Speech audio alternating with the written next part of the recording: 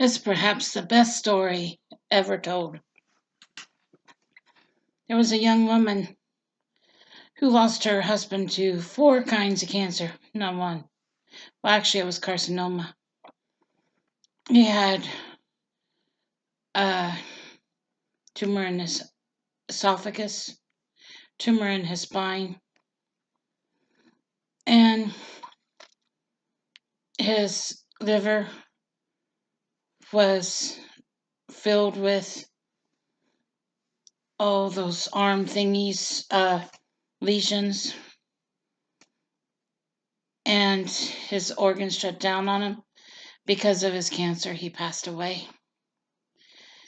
Well, the woman became a widow, and she went and got an apartment because she didn't have a home. They kicked her out of her home. They wanted her out of there. Why?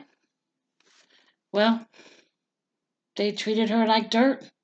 They didn't think she ought to be there after her husband passed away. That's how she was treated by his kids. That's how nice they were not. She went and got an apartment, and it was the only home she had. And then a neighbor brought over Trouble, which was the internet and dating site for her. Got her interested in a dating site and messed up with a scammer one after another. And then the scammers threatened her life twice. Two different groups in New York. I went so far as to be the United Nations, the JKL, Kenya, through Obama. Because she had gotten mad at a doctor, stood up to him for her husband. She was put on a death list to be killed by radiation. As a result, she's being radiated every single day within an inch of her life. They're trying to kill her. She won't see doctors because she's afraid to. She's been almost set up, and they almost set her up with medicine. She found the bottle of pills, threw it out, 4:30 in the morning, back to her apartment. And the housekeeper's wife looked for them in the same spot they put them, of course, thinking she was too dumb to know what they were doing. Well, yeah, good one on me, right? Good one on whoever. Well, the thing was, after that woman had went to a whole nother state because she was ousted out of her apartment because of the scammers coming after her for her life. She was taken to another state by a minister to help her. Other widows had been taken to that hotel to be helped. They had fallen in the same trap. She got a place, an apartment there, a home. It's supposed to be her home. And guess what? She's been invaded by this war ever since. And people. That's the problem. Well, anyway, her and two other ladies were at the gas station. Brenda and Berta. She said, Brenda, do you see that lady in that black van? She's hunched over. She's an old lady. She has curlers in her hair. Brenda said yes. A young man was cleaning off the window of the black van, had a mustache. Looked to be like, oh, starts with an M. Do I dare even say it? I think you know. He was washing the shield on the van, and the woman was slumped over in the chair, in the back chair. And he got back in the passenger seat.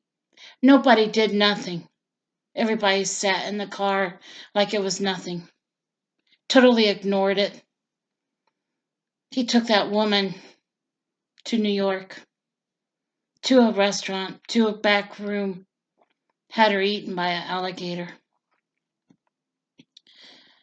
Yeah, that lady that I was talking about went to another state. She had been talking on the phone with her scammer before she ever left to the other state. Well, the thing is, she heard a scream in the background. Guess what that scream was? Another widow. The widow had seen the alligator, screamed, and then was eaten. But she didn't see her eaten. She just heard the scream, the blood-curdling scream in the background. Nobody was doing nothing about it. The scammer on the phone gave her a look like she shouldn't even be hearing that. And she didn't say anything because she didn't want to get in trouble. Well, when she'd gotten to Piqua, she'd gotten a track phone. And she had God in her life and everything. And the scammer tracked her. He knew she had a van. He knew all about her. And he came to pick her up. He told her on her phone, he said, I saw you in at Cracker Barrel. You didn't say hi. You didn't say anything. Well, she had passed him by. That evening, that night when he had come into town, he texted her. He said, I saw you in at Cracker Barrel. You didn't say anything. She said, I know. He said, well, this is, you know who this is. And then she said, well, is this he said, no, this is me, duh. And then he asked, where was she? It was 11 o'clock at night. She was scared to death. She was laying there in the bed thinking, now he's going to come in and kill me. So she stayed there all night in her bed. Didn't say anything else on the phone. Hung it up real fast. Well, he followed her to Cracker Barrel the next day. She ordered a coffee and sat down at her table. And he was 3 tables down from her. And he sat at his table. And she had to go to the bathroom, so she came back down his aisle. He looked at her with a shocked look in his face, like he didn't even recognize her. And he called on his phone. He said, we've got the wrong woman. And let her go. Because God had saved her and protected her once again. This war that we are in, that they say we're not, has been a bad one for everyone. And it's gotten a lot of widows killed and shot. Yeah, they tried to shoot me on Mother's Day after my husband passed away. Right outside my window, I found a cigarette butt. Yeah, laying on the ground. They had tried to shoot me. I tell you what, friends, be careful out there. It's not a safe world for anybody. Take care and God bless. Bye now.